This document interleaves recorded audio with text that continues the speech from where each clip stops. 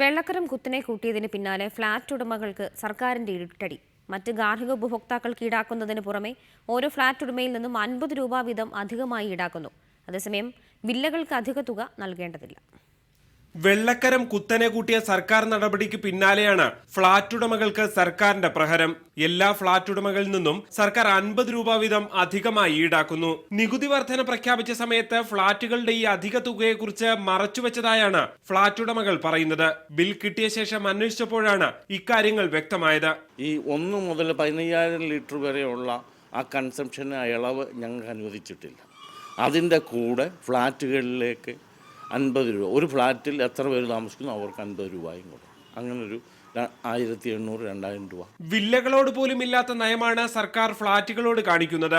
ഫ്ളാറ്റിൽ താമസിക്കുന്ന എല്ലാവരും പണക്കാരാണെന്ന ധാരണ തെറ്റാണ്. അധിക തുക പിൻവലിക്കാൻ സർക്കാർ തയ്യാറാകണമെന്നും ഫ്ളാറ്റ് ഉടമകൾ പറയുന്നു. ഒരു 10 സെന്റ് വീടിനകത്തൊരു വില്ല ടൈപ്പ് വീടും തോട്ടം നനയ്ക്കുന്നവരും ഒക്കെ ഉണ്ടെങ്കിലും അവർക്ക് ആ ചാർജ് വർധന വന്നിട്ടില്ല. ഇതിൻ്റെ മാനദണ്ഡം എന്തുവാന്ന് മനസ്സിലായിട്ടില്ല. ഏതായാലും വെള്ളക്കരത്തിന്റെ അടിയേറ്റ ജനങ്ങൾക്ക് ഇരുട്ടടിയാകുകയാണ് ഈ അധിക തുക. G Sreejith, reporter, Thiruvananthapuram.